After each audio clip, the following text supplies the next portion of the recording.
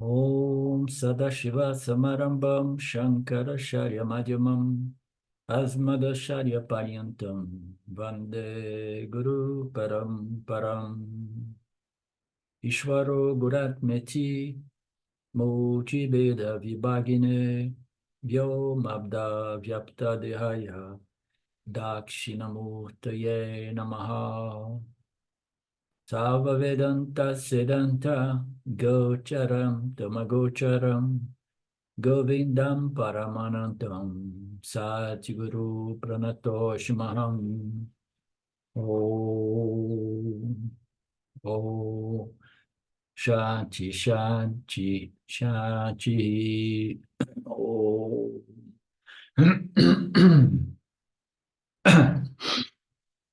Okay, we have entered the chapter 3.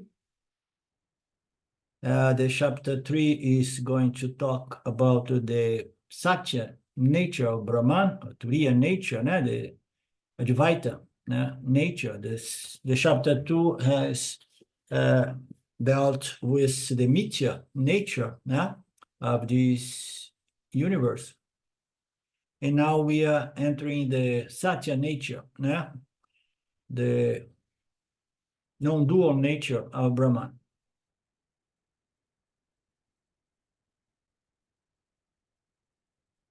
And as far as I remember, we have done the verse 1. The jiva is committed to upasana, remains in that Brahman which is subject to birth.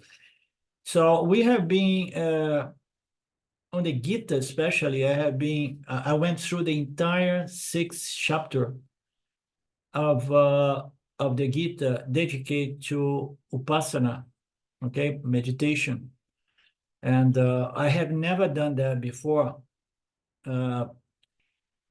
Because while I was, for the time being, I was associated with James Schwartz and Shine World, we have never seen these expositions being given much of attention, because I was always taking the statement that Vipassana meditation is a concession that Vedanta does in the Gita, but it is a concession to ignorance. We don't need to do meditation, basically. Now, which was reinforcing my belief that meditation was just a mistake, that I went through that and I saw it did not take me anywhere, without realizing that it took me to mental preparedness, to develop mental qualifications and so on. And for my surprise, we just did, we are about to finish the 6th chapter, and it's the richest chapter, it seems, because it presents meditation in 2 levels. One is this one, which refers to verse 1, that the jiva who is committed to upasana remains stuck, let's say, in that saguna Brahman, okay? So we are talking about dual meditation, okay?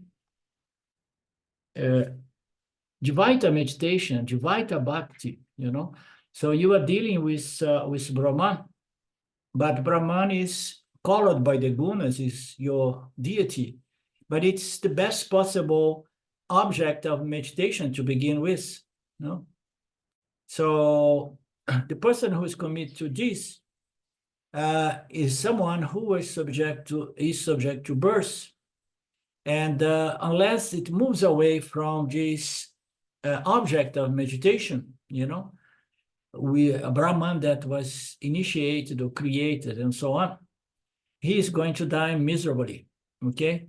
So from the standpoint of the ultimate truth, this person, which is a bhakta, is still suffering from samsara, and it means to say the sacred samsara, okay?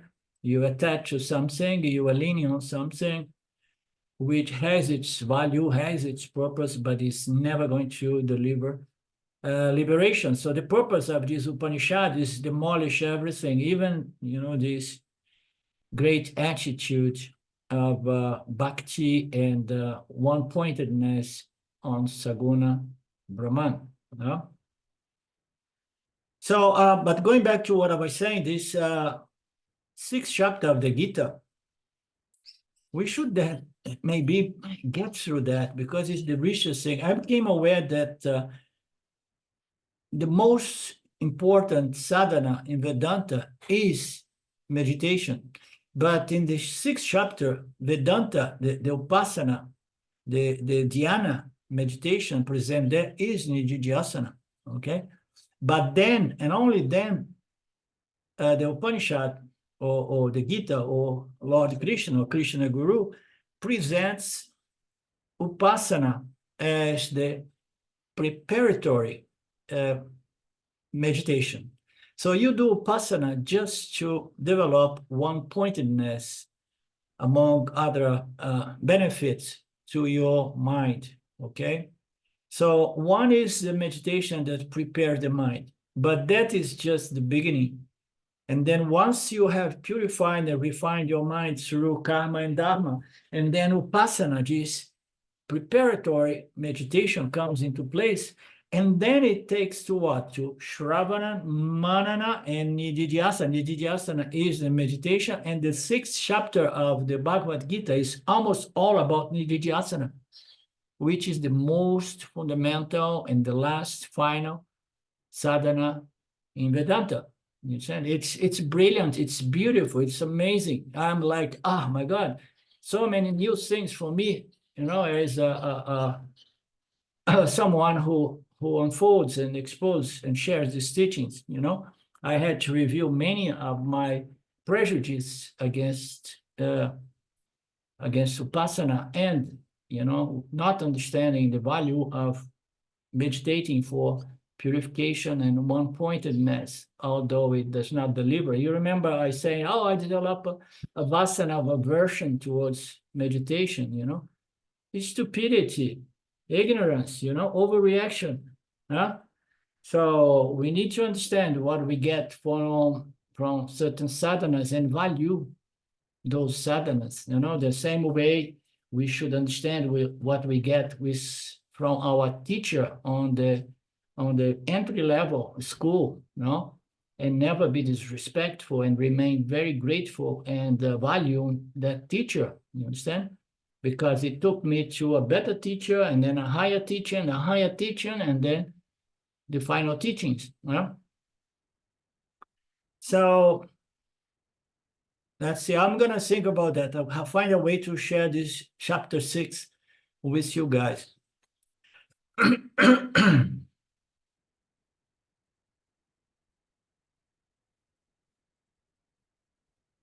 So the bottom line is either you go with Dvaita Upasana or Advaita Upasana. Advaita Upasana is going to bring about Advaita Jnana. And Advaita Jnana, as the name says, is not divided by meditator and object of meditation. No? So the division is a cause of samsara and suffering, as we know.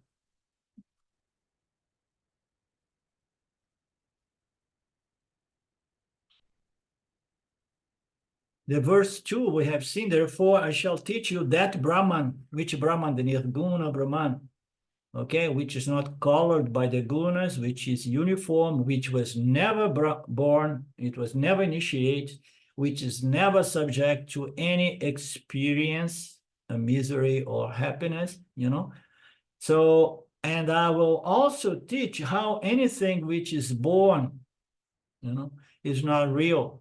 Okay, so it's going to help us to look into the unreal nature of this universe, which was never initiated, was never originated, was never born. So Shwara, Jiva, Jagata, they were never born, really. Okay, all there is Brahman, as we know, or in the more common language, all there is consciousness, and you are that. Huh? So we have seen this. Then we move to the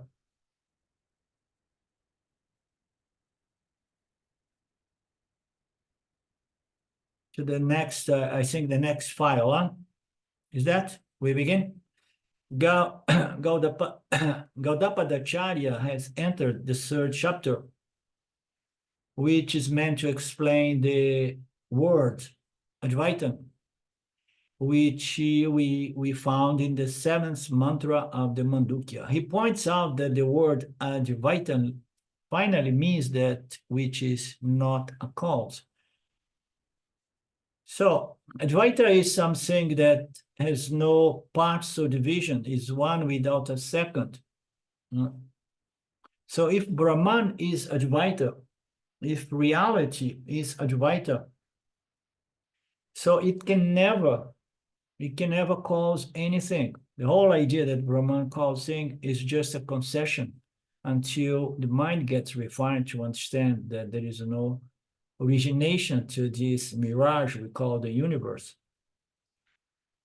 So it cannot be a cause, because to cause something, you have to have certain inclusions within yourself that allows multiplication or division.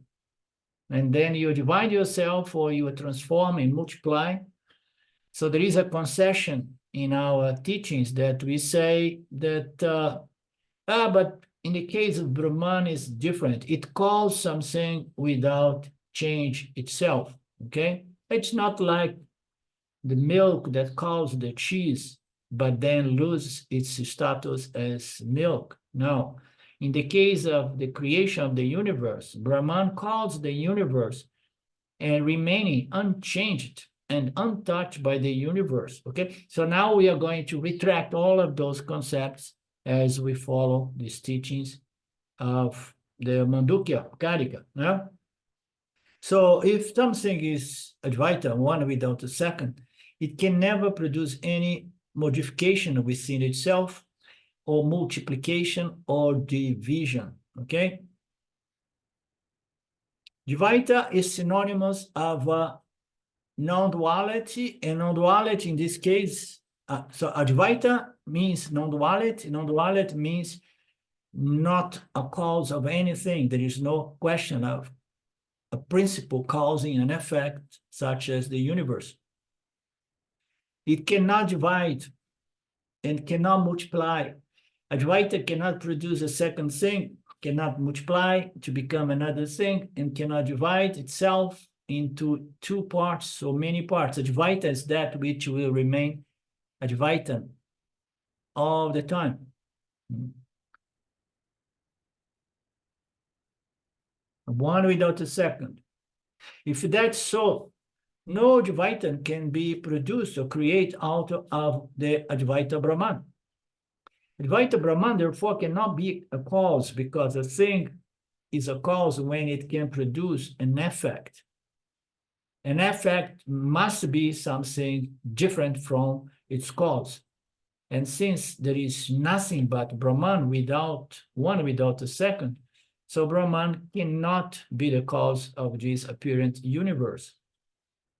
Whatsoever method to produce an effect, multiply, division, or change. Advaitam, which is to real, or Brahman, is not a cause. The world has never been created out of Brahman. This is the message of the third chapter. There is no origination of this world. It was never really created. It is an appearance. And then one would ask oneself, so but what is the purpose of understanding this? It seems to be too philosophical and meaningless and non-essential, because although the world is not real, it still is experienced, okay? So if we question these teachings, we would be questioning the teachings and the knowledge that tells us that the dream world is not real from the standpoint of the awaker, okay? So, and as we know, there is a value in knowing that the dream world is not real from the standpoint of the awaker. Otherwise, I would be all the time concerned about, oh my God, I did this and that in that dream world, and most probably I'm going to have to pay for it in here. No, we say no, thanks God, it's not real. Okay, so there is a purpose, there is an important message in this Karika, in this Upanishad, which is the world is not real. It's a mere appearance, and it was never created, it was never initiated. There is no such a thing whatsoever, not even a cyclical manifestation from the causal to the subtle to the physical material, Vyavaharika, all of that are notions that are presented just to be retracted later on, negated later on.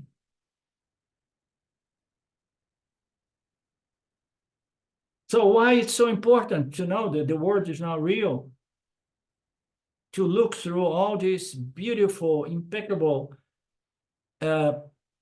expositions, supported by logic, colored by so many examples and metaphors and analogies, to bring to our attention that we should never expect much of this world.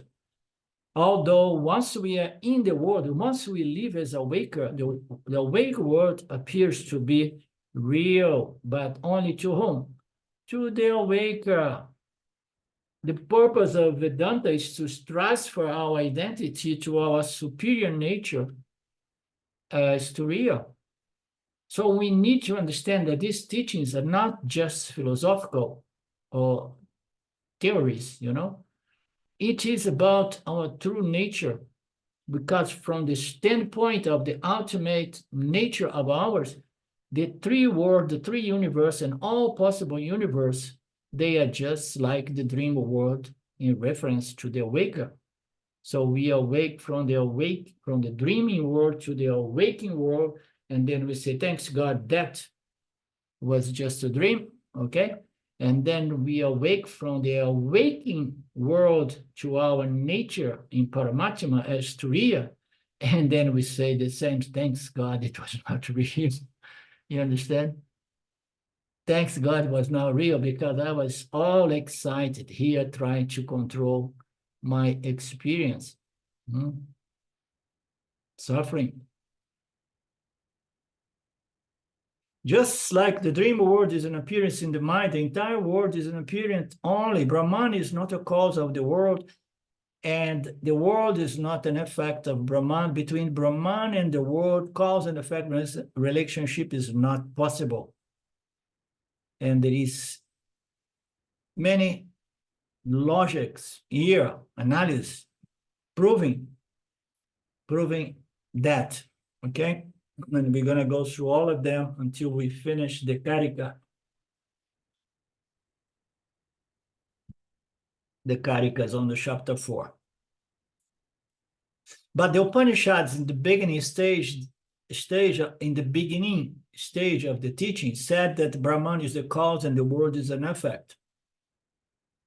So now Mandukya Karika abandons that concept of cause and effect, and he goes back to the bottom, to the most fundamental teaching of Vedanta, is that the world is mithya, and I, the true nature of the knower, consciousness, am Satya, the only reality. There is no world. It's just a reflection occurring in consciousness. And I, the mind, being a reflector, I am consciousness, I am the only reality. And then let there be reflections or projections or superimpositions, but I understand its mithya nature, which does not affect my real nature. All there is to all self-knowledge is to understand what aspect of your human experience is free from the world and its experience. It's my real nature. And then what happens? And then our mithya nature as a Jiva-Atma receives a bonus. So what is the bonus? The bonus is Jivan Mukta, is to be free in spite of being attached to a body which is totally limited in all sense, living in a world in which everything is unstable and fluxing and changing, offering no security. So the bonus is to know that my true nature requires no security because is the only reality. All of this is just a projection or a reflection in consciousness. No?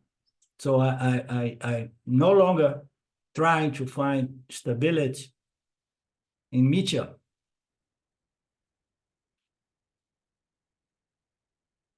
So we have all this method of Vedanta, which is known as Adhyaropa, which is a false attribution or false concept. And the withdrawal is called apavada, retraction. So this is the fundamental method of Vedanta, and it does so, the Vedas does so from the very beginning, from the more gross or dense teachings, and then slowly takes us to the subtler and subtler. And the subtler teachings are going to, to just withdraw or cancel or negate those previous notions, false attributions. In this process, the goal is that limitless, pure consciousness as Brahman, as Turiya, will be revealed. That's the purpose. You're going to produce, introduce all these false preliminary attributions or notions or projections, and then you go and you retract them, withdraw them. And what is this? Is this a kind of madness? You say something and then you pull it back. So is it? No.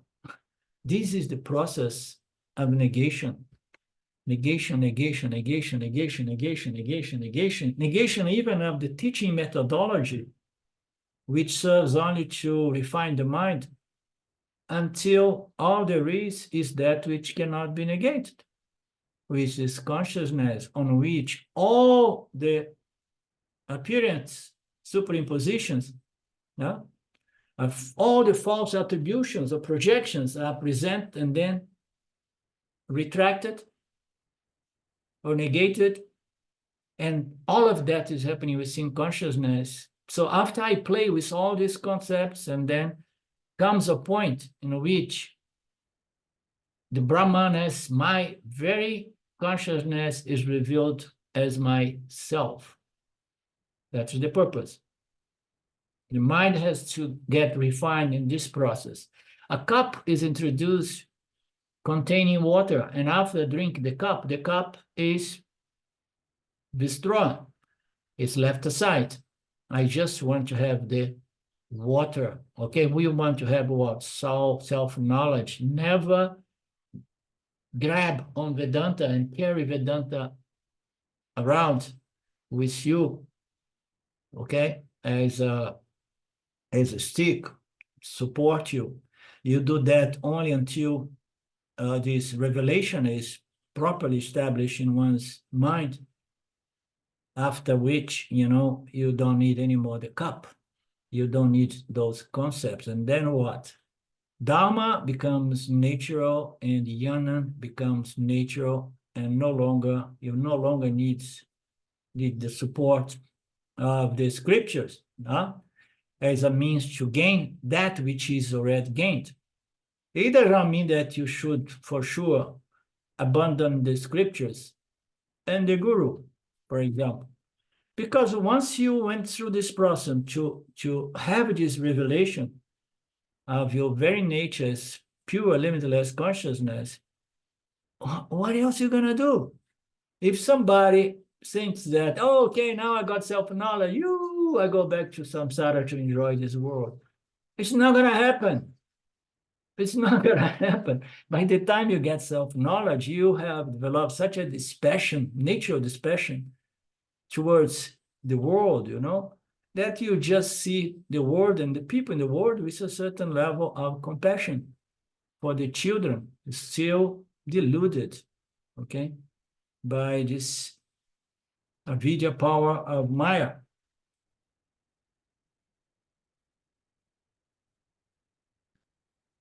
The cup is going to introduce Adhyaropa, and the withdrawal of the cup is going to bring the consumption of the water, which is Apovada.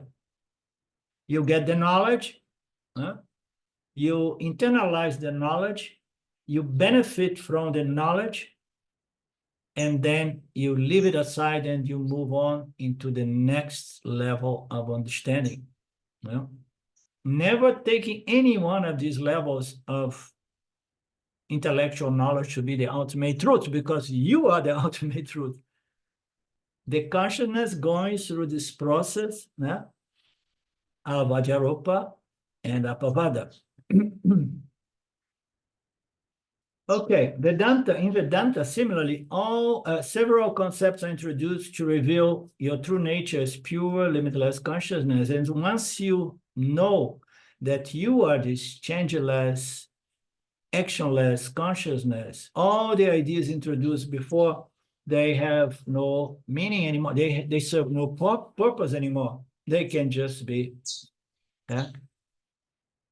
live alone. Okay. Oh no, Vedanta, you have to grab this knowledge, hold it, and then you have to rely that you're not going to get old and start losing your memory because you have memorized all the teachings. No, the knowledge, once it is assimilated, you don't even need to memorize the teaching. You don't need the memory of the teaching. No, you got the fundamental knowledge, which is not subject to forgetfulness, even if the mind gets old and tired, not being able to hold telephone numbers or names or many other things or different aspects of the teaching. The cup introduction is Adhyaropa. The assimilation of the teaching is Abhavada. Every single idea that Vedanta introduced, Vedanta is going to withdraw.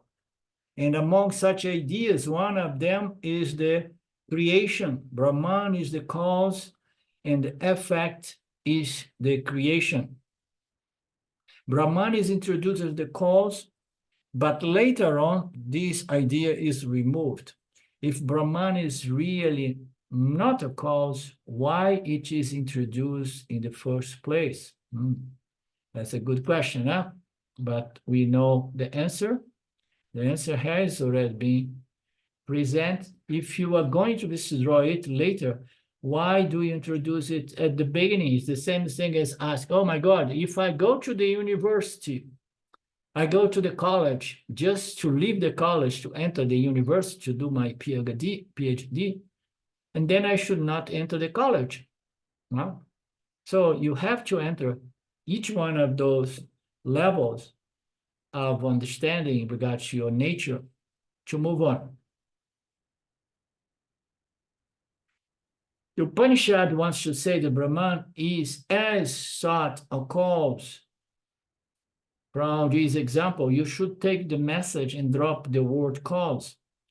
Do you hold on to the word cause, which is introduced to convey an idea, and so extract the idea, like drinking the water, and thereafter drop the word cause? Now, the question is, what is the message to be extracted? If you look at the world experiences, we have got cause producing effect. Causality is the most fundamental law in media, okay? All this process of cause and effect is structured by all kinds of laws and principles, physical and also moral, ethic, psychological laws and principles. Everything follow causality. All these laws are going to structure the field on which causality takes place, but this is all within media. This is the primary message. So examples are there to support this notion. So the gold is the cause, and the ring The gold ring and the other ornaments are the effect. But is it really the case? Is the gold really the cause of the ornament? If you remove the gold, ornaments do not exist. So it means to say that the ornament of gold does not have an existence. It's as good as non-existent, because the only thing that does really exist is the gold. The fundamental intrinsic nature of something, if you remove that, that something is non-existent, because you remove the true nature, the true essence of that thing. So we see how easily it should be deluded that the gold is the cause and the ornaments are the effect. Brahman, we say that Brahman lends existence to the world alone is the message. Once you have understood that the world does not have an existence on its own and that it only gets existence from Brahman, the notion of cause and effect should be abandoned, withdrawn. Okay? So again, does the gold really cause the gold ring? No. Why? Because there is only gold. The gold ring is just a namarupa, as we know. No? It's just a superimposition of a namarupa, but essentially, fundamentally, there is only gold. So likewise, when you get down to the intrinsic nature of something, that something, if it apparently produces something else, it is borrowing apparent existence to that something else, because fundamentally there is only its essence, its nature. You understand that Brahman apparent lends existence to this universe by to the world, by the student in the example, the message, the student that drank the water. The message is that the world does not have an existence on its own, and it seems to be existent by a power of Maya, as if the existence, the very nature of existence borrows or lends existence to Namarupas. Or Namarupas are borrowing existence, apparent existence from Brahman. So everything boils down to Brahman or Turiya. What is this Turiya? Turiya is what? It's consciousness. And what I am? I'm not sure. The Upanishads say that you are that consciousness. And you are lending apparent existence to this universe, to this world. This is very difficult to digest, to swallow. I, consciousness, I lend apparent existence to this universe. I am, therefore, all is. Who knows? Who remembers this statement from Nitagadatta? I am, therefore, all is. Because I am, everything else is. Once that idea is properly grasped, understood, you should abandon the notion of cause and effect, as if Brahman really caused the universe.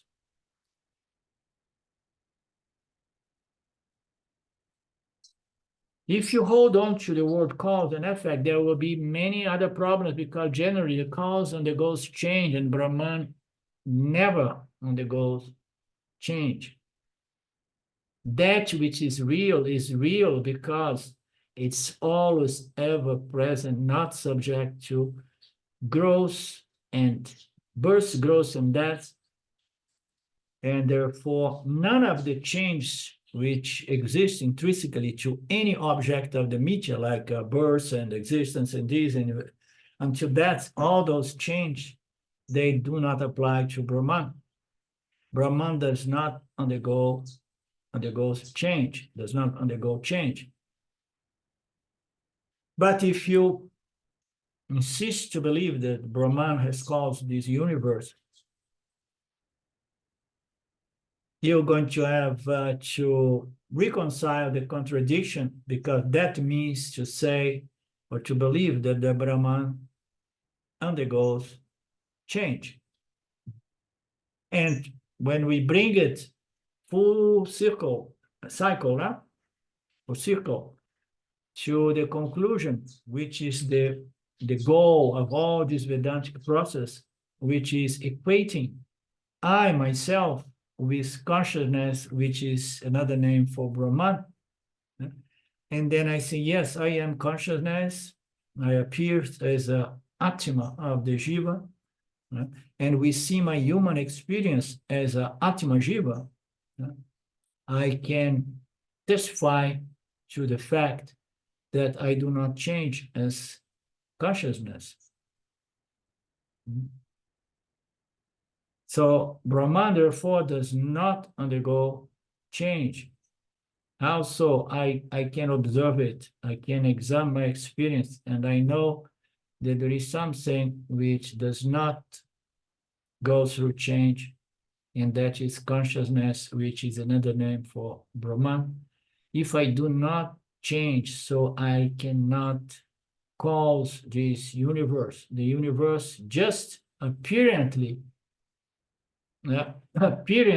seemingly appears within the scope of my conscious existence, as if reflected, as if projected for some incredible power. The ultimate magician.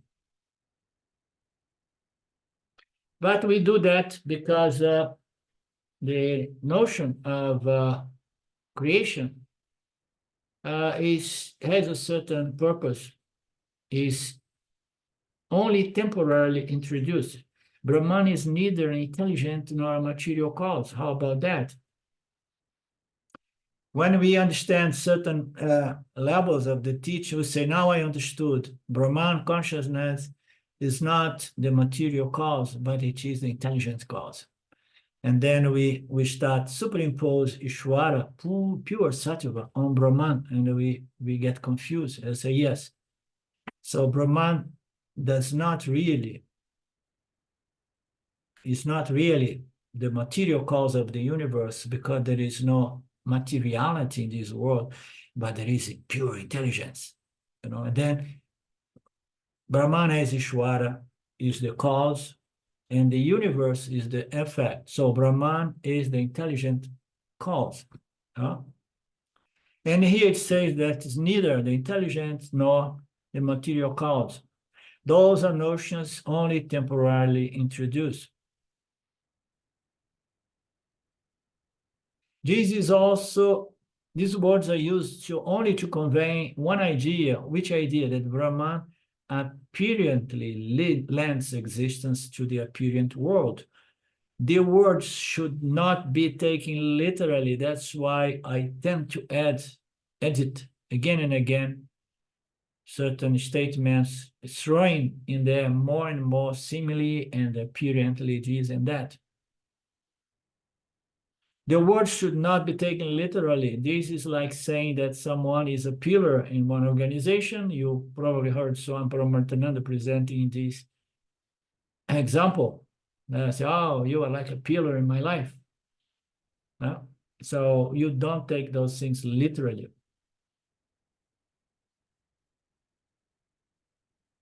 We should just take the implied meaning. So this person is not really a pillar. It means to say that it's a very, very key worker in the organization. Once you take you reject the literal meaning and you take the intended meaning, so you understood Vedanta, and then you have no problems with the previous statements, because you did let go of the literal, temporary meaning, and you understood the intended meaning. Don't take the word cause of the universe literally. Don't believe that Brahman is the material cause. None of this should be taken literally.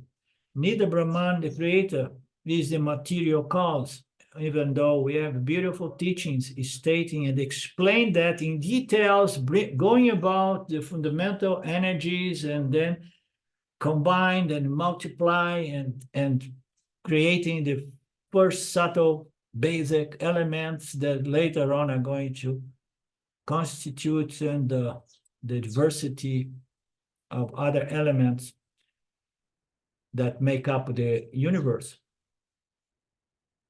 In fact, it's neither intelligent nor the material cause. Then what does it do? Why is it present to? Extract the central message that it lends existence to the world without any change whatsoever, and don't ask any further questions. Because the human intellect cannot understand how Maya produced this incredible mirage, this incredible dream that deceives all Jivatmas.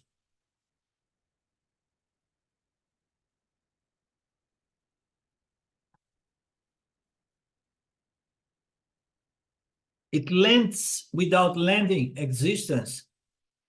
When something is created or manifested, the first we call, I used to use the word creation, then very soon I said, I have to stop using this word creation because there is no linear creation in time. And then it's better to use manifestation. So Ishvara manifests, projects. So the extract, the central message is that it's all an appearance. It appearing lends existence to the universe, but it did not become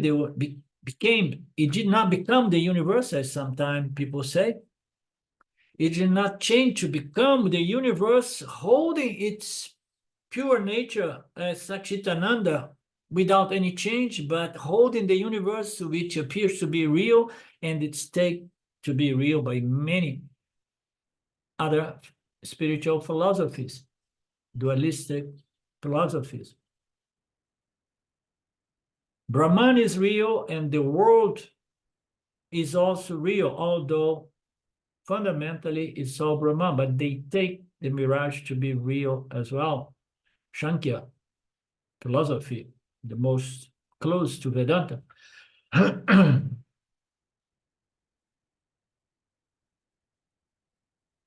So how can someone create this universe without any motivation?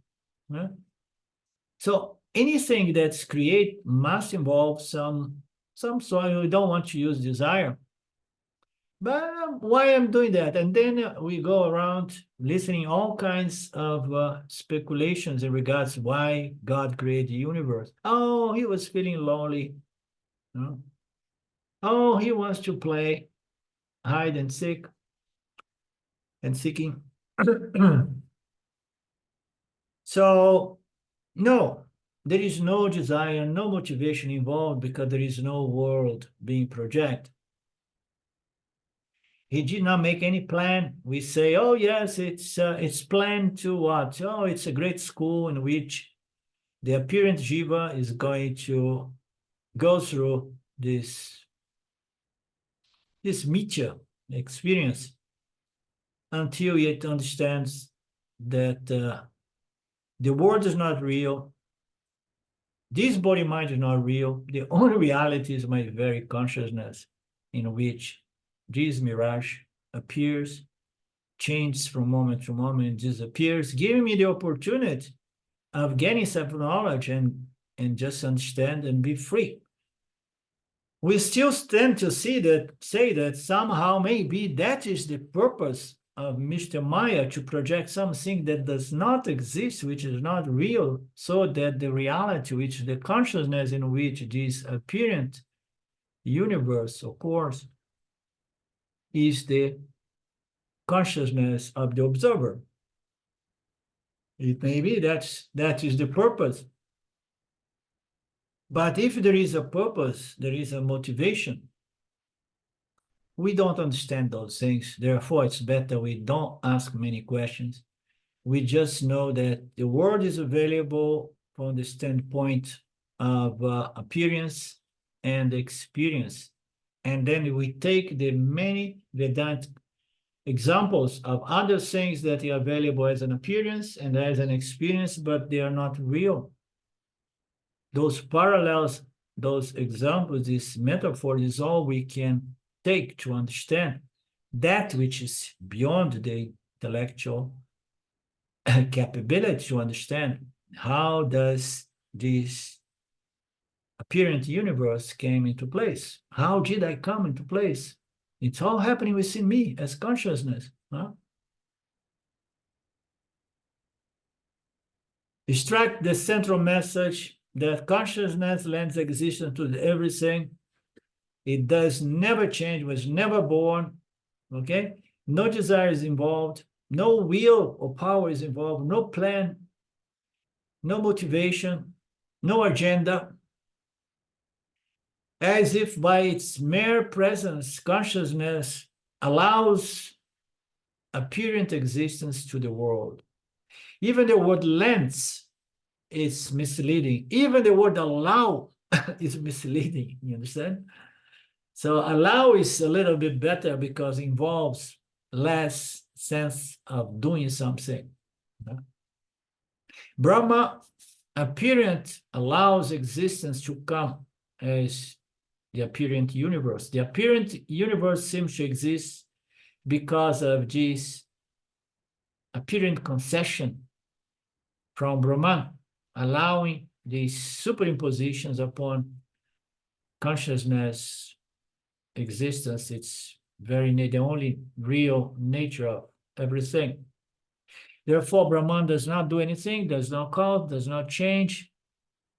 This introduction of the idea that Brahman is the cause is called Advaitaprakara.am. And negation of Brahman is called Upavadaprakarana. This is very, very important to be understood. Rejection and negation, superimposition and retraction of ideas. The entire Mandukya Karika is Apavada Pradana Vedanta, which is the toughest part of Vedanta. You see, it says here that the most difficult teachings of Vedanta is about Apavada. Huh? How are you going to retract the notion that the universe was initiated, was caused by a certain principle, considering that we experience this universe, experience the world, and now we are invited to understand that the world is as good as non-existent. In fact, it's not really there. This is the toughest teachings of Vedanta. The teacher takes away all the ideas introduced as if the teaching is contradicting itself. All other Upanishads that we studied so far are Advaitaprakara Vedanta. So we are very happy when Vedanta provides us with notions and concepts about a certain reality of the Jiva and Jagata, a sense of reality. Even Ishvara, Jiva, Jagat, yes, it has a certain origination and it has a certain purpose. It is an effect, and it's an effect by which we can trace it back to its cause. All these concepts are covered by most of all Upanishads.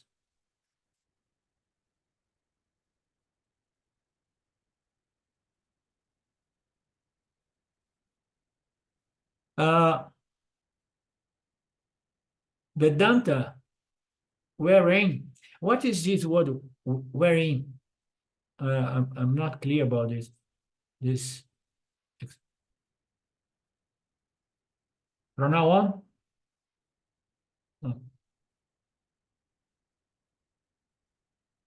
What was the word, Arlindo? This Mandukya Karika is a Pavada, Pradhana, Vedanta, wherein Adhyaropa is very brief.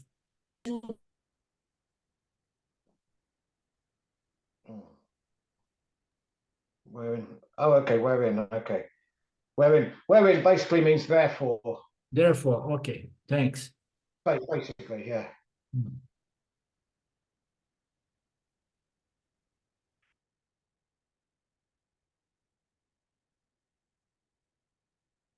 Therefore, it is extremely tough because Gaudapada will consistently say that there is no existent world. What is there then? There is an appearing world, but there is no existent world. This is a tough one because we had to gradually, but finally, digest the fact that the world as we experience it does not have a true existence, but it has an apparent existence. Well, there is an appearing world, but there is no existent world. And then we come back and we say, no, the world exists because the world is the Sat aspect of Brahman. You remember that? Yeah. Vyavaharika is the Sat aspect. We see the existence of the world because everything that is experienced exists. So those notions now have to be again negated. There is only an appearing world, but there is no existent world. A non-existent world, but an appearing world is what we call mithya world. That which does not exist, but appears to exist. This has to be grasped. This mithya world is supported by Brahman, which is Turiya, you yourself. This is the message of the third and the fourth chapters.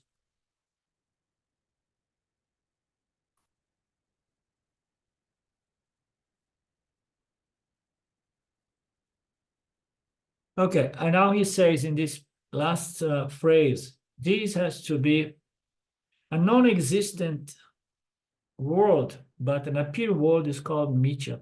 So this mithya world, which is what needs to be properly understood, this mithya world is supported by Brahman, which is Turiya, which is yourself. That is the message, the fine message of Vedanta. Well, we're gonna see this message also challenged. In which way Brahman can support something which is non-existent?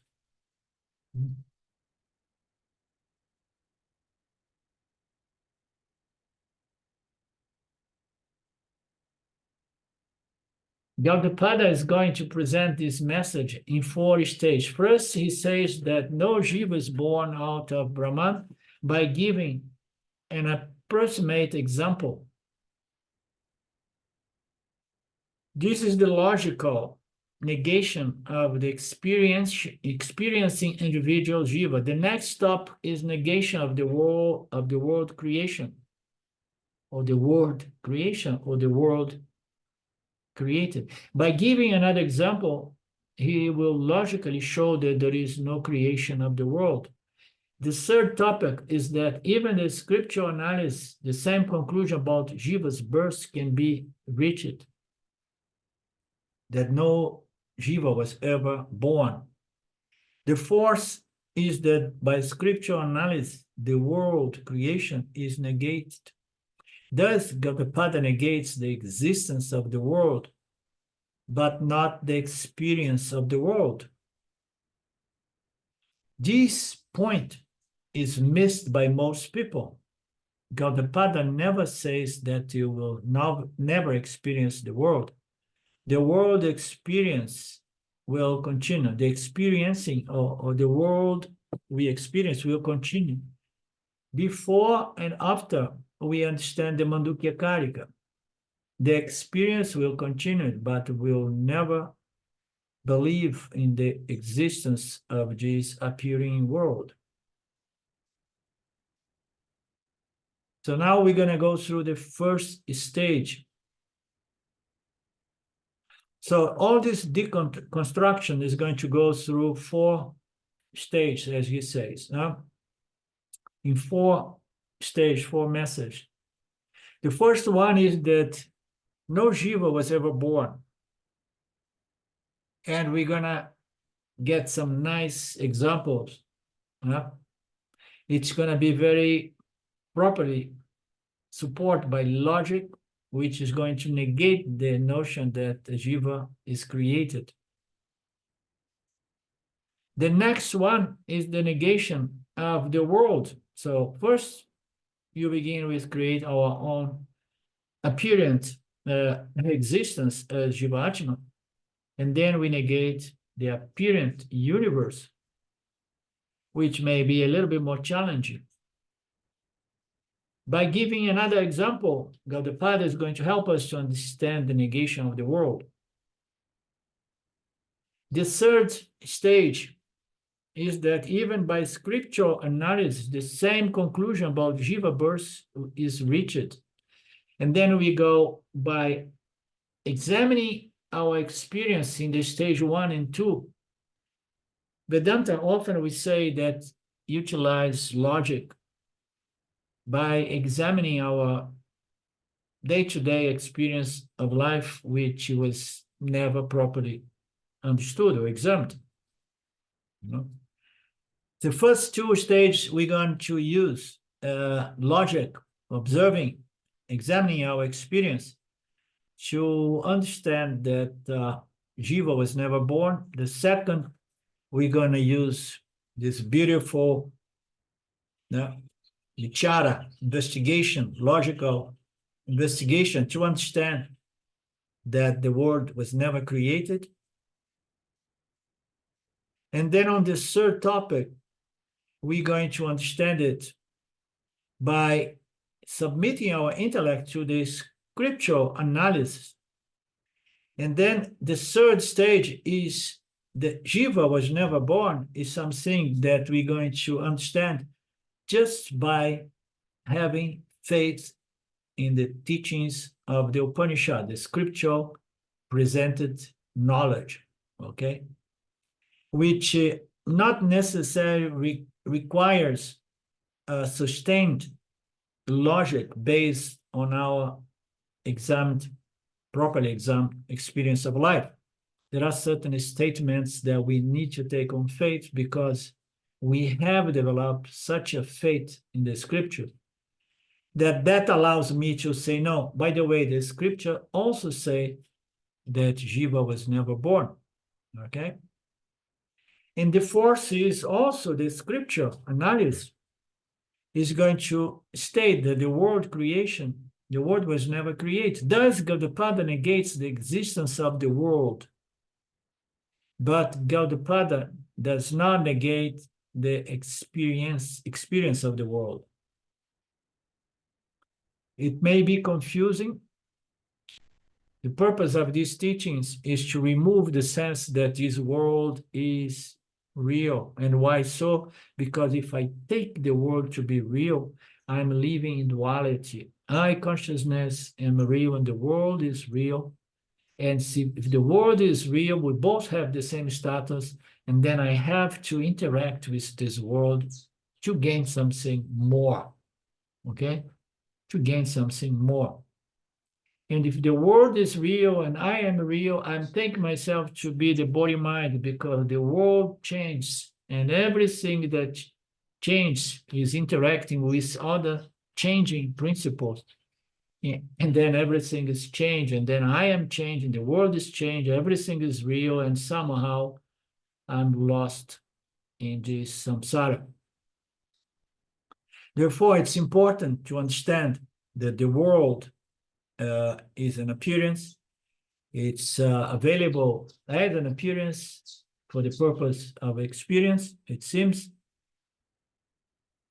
The experience of the world is not going to disappear, but the belief that the world is real and it has certain real value intrinsic to this, that could enlighten me, could give me a sense of completion, is available. So once you understood that you are the only reality, you are never going to superimpose a project reality to this mutual world. And once you understand that you are the only reality, you understand that you are the only reality because you are Advaita. You are one without a second. All there is you, Sachitananda, Turiya, Brahman. So therefore, I will never assign value or existence to this superimposition of Namarupas. No? And that's the benefit of understanding this. The world appears to exist. We don't challenge the appearance of the world. No? It is available. It is experienced. But we negate what? The sense of reality and the sense that the world has intrinsic value that could complete myself. Okay? Anything from you guys?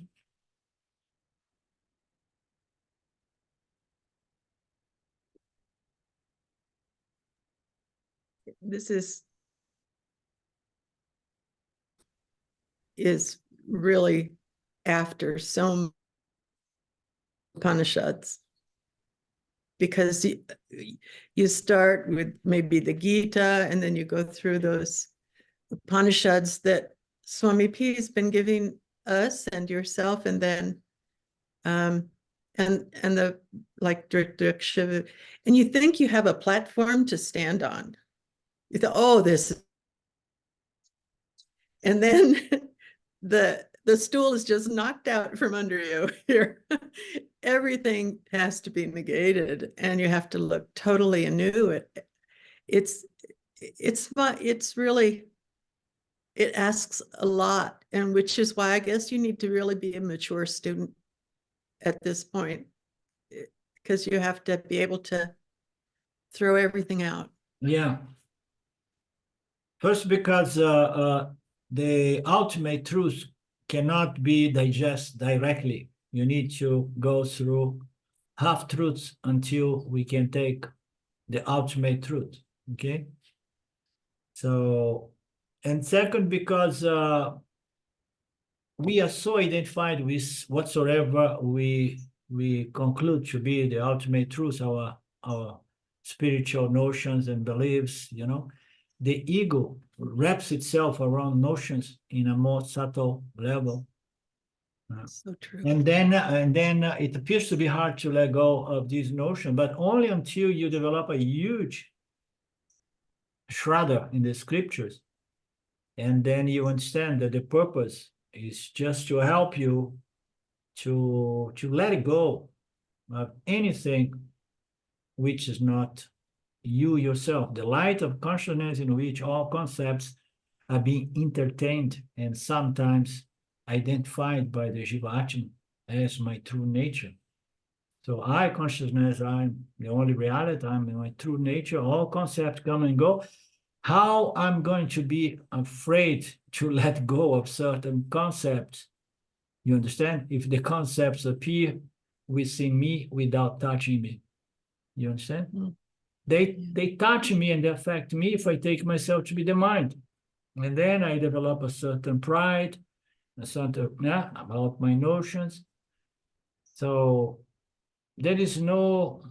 And also, they've been so seemingly helpful, transforming a life into making it smooth and blissful and generous, and then boom. This is what you can't tell anybody about this. No. Just forget about it.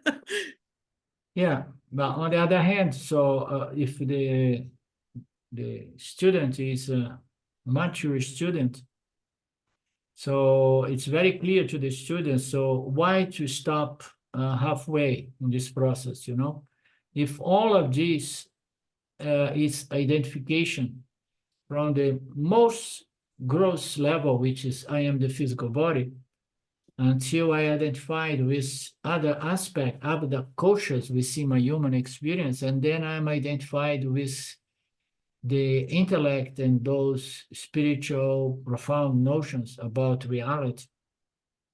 So the whole process is to negate identification with anything which is just a superimposition, with something that is appearing within myself as consciousness. So we let go of these things in a good, how you say, in a good spirit, because the whole process of spiritual growth and spiritual knowledge and freedom is letting go of everything that has been superimposed on I consciousness that transfers attributes which are limiting to myself, which is absolutely limitless. You understand? So at the end, it's not difficult, hard to let go of these things, Lynn. The more mature the students, the happier Lynn will be is to let go of anything that still implies limitation to that which consciousness, one without a second, infinite consciousness. No need to be concerned or dramatized as if you are losing something. You are just losing impurities. And another thing that is sophisticated pedagogy that is Vedanta, and how generous and how totally understanding of human beings and what it takes, you know, to grow into this understanding. It's just beautiful. Yeah, definitely. Okay, dokie. Thank you for the good satsang today. We covered the verse 2. Now the introduction of this new class of Swami Paramarthanand. And next satsang, we go into the verse 3, which brings in the analogy of space. Yeah, space within the pots as the Atma Jiva within, apparently within the physical body. Okie dokie. Okay, so we meet again in 2 weeks. So good vacation, but try to stay connected to the scriptures, doing some good work. Of course. Good. Nothing better to do. Om Purnamada Purnamidam Purnamudachyate Purnasya Purnamadaya Purnamevavashishyate.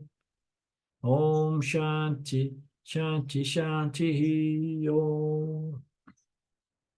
Namaste. So, Thank you, Arlindo. until next time. Thank you. Thank you. Okay. Have a wonderful time. God Bye-bye. bless. Bye now. Bye then. Bye.